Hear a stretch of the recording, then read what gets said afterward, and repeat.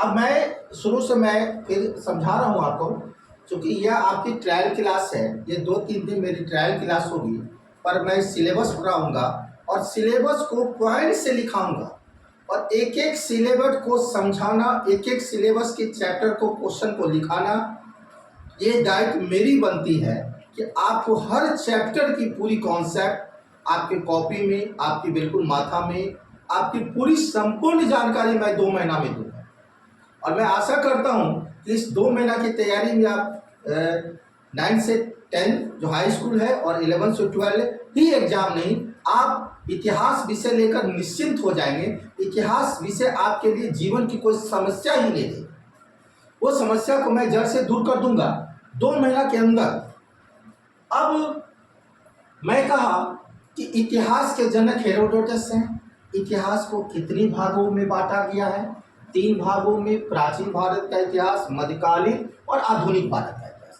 आज मैं आपके सामने लेकर आया हूं प्राचीन भारत का इतिहास। और प्राचीन भारत के इतिहास को फिर मैं कितने भाग में बांटा? तो 3 भाग में, प्रागैतिक इतिहास, आदि इतिहास और ऐतिहासिक इतिहास। तो प्रागैतिक इतिहास की कहानी कहाँ से शुरू होती है? 5 लाख बीसी से लेकर 2500 बीसी तक ये जो चैप्टर हैं, यह मूल रूप से इसके 2 चैप्टर आते हैं, पाषाण काल और ताम्र पाषाण काल। यह प्रागैतिक इतिहास में आपको पढ़ना है।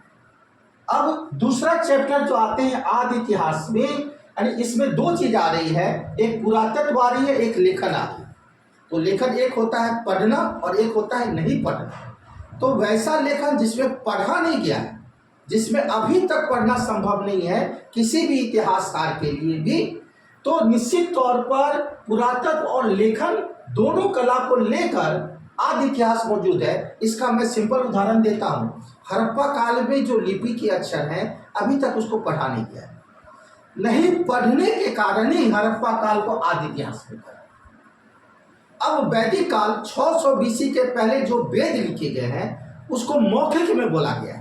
600 बीसी के बाद जो भी वेद लिखा गया है, उसको लिखित रूप दिया गया है और उसको पढ़ना संभव हो गया। इसलिए वो 600 बीसी के बाद जब पढ़ना संभव हो गया, तब उसको हम लोग ऐतिहासिक इतिहास।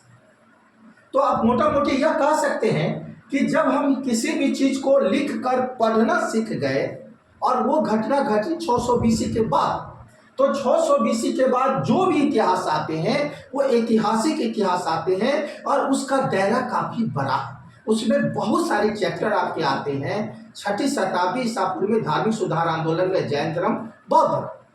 फिर इतिहास का पहला वंश आता है हर्यक वंश, जहां से मगध से शुरू हुई, राजगीर से शुरू हुई।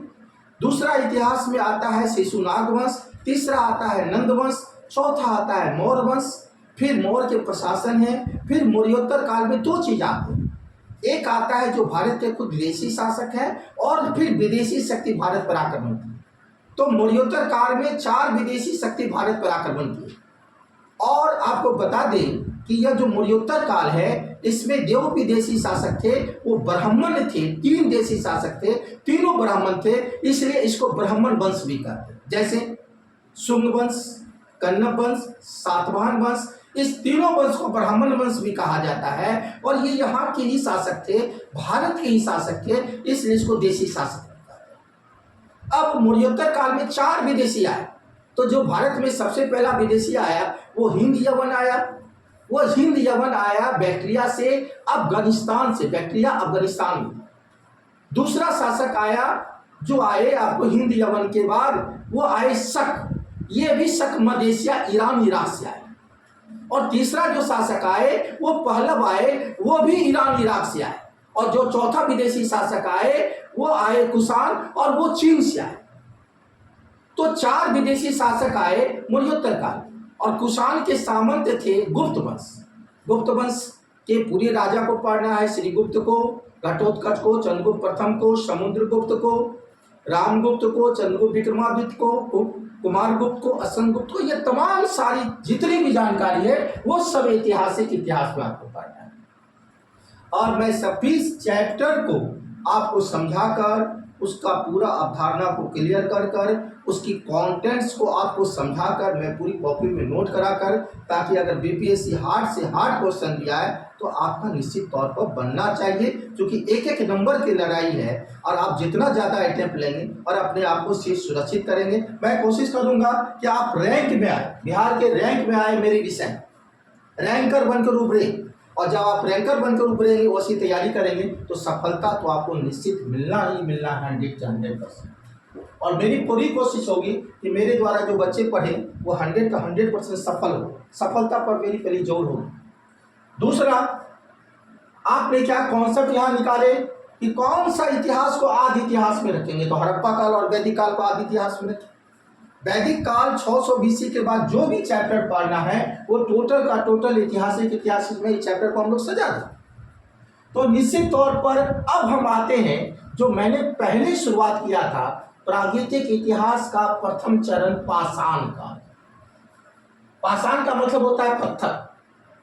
पहला चैप्टर है पाषाण काल, यानी प्रागैतिक इतिहास का पहला पेज पाषाण, जिसको पत्थर कहा गया है।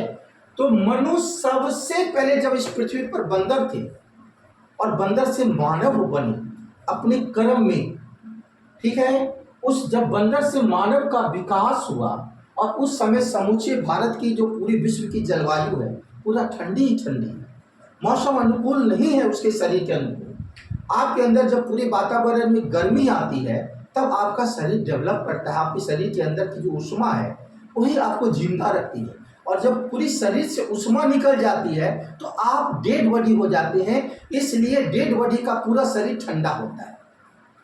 तो यह गौर करने वाली बात है। और यह ऊष्मा प्राप्त करते हैं सूर्य की किरण से। तो उस समय सूर्य की किरण मौजूद नहीं थी, पूरा मौसम हिम युग था और हिम युग को प्लायोस्टिन युग कहा गया है। इसलिए उस समय आदि मानव का जो शरीर है उसको डेवलप होने में कई लाख वर्ष लगे, इसलिए इसका दायरा काफी बड़ा है क्योंकि मौसम अनुकूल नहीं। इसलिए पहला जो डेवलप किया वो पाषाण पत्थर पर डेवलप किया।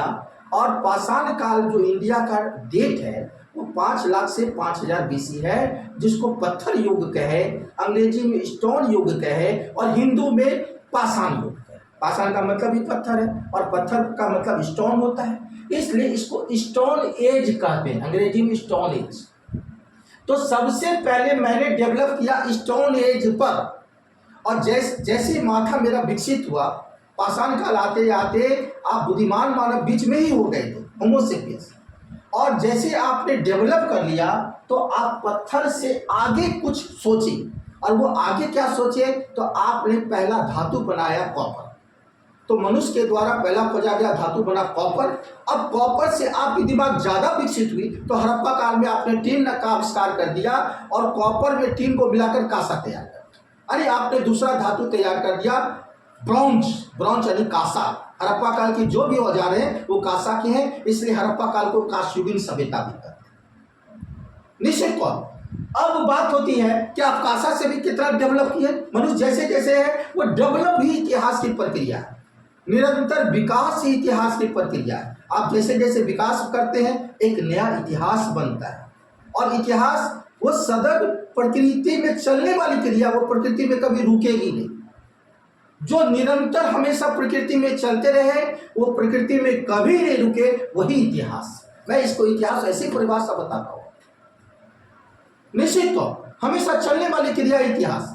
तो मानव ने पहले चला पत्थर पर, पत्थर से चलकर आगे आया कॉपर पर, कॉपर से चलकर आया कांसा पर और कांसा से चलकर आया लोहा पर। तो वो रुका नहीं। और अभी भी हम लौह युग में नए नए टेक्नोलॉजी को लेते हैं और अभी हम लोग लौह युग में।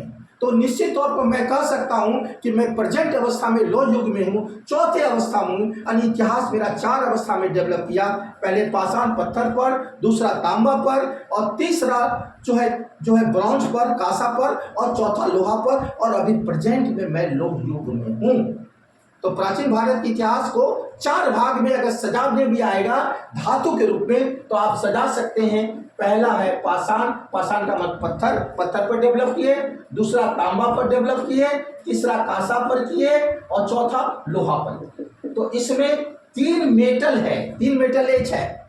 एक स्टोन एज है, स्टोन एज के बाद 3 मेटल एज है, तांबा, तांबा भी मेटल है, कांसा भी मेटल है और लोहा भी मेटल है, धातु। तो हम 3 धातु युग का आविष्कार किए प्राचीन भारत से अभी तक।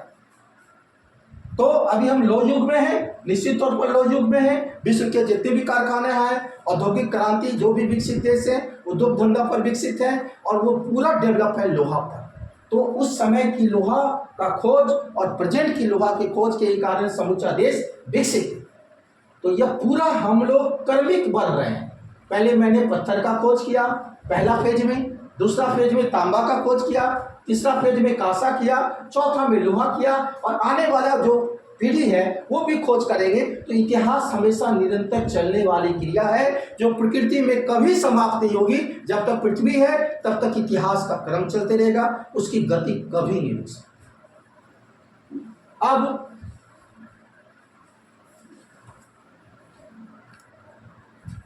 देखते हैं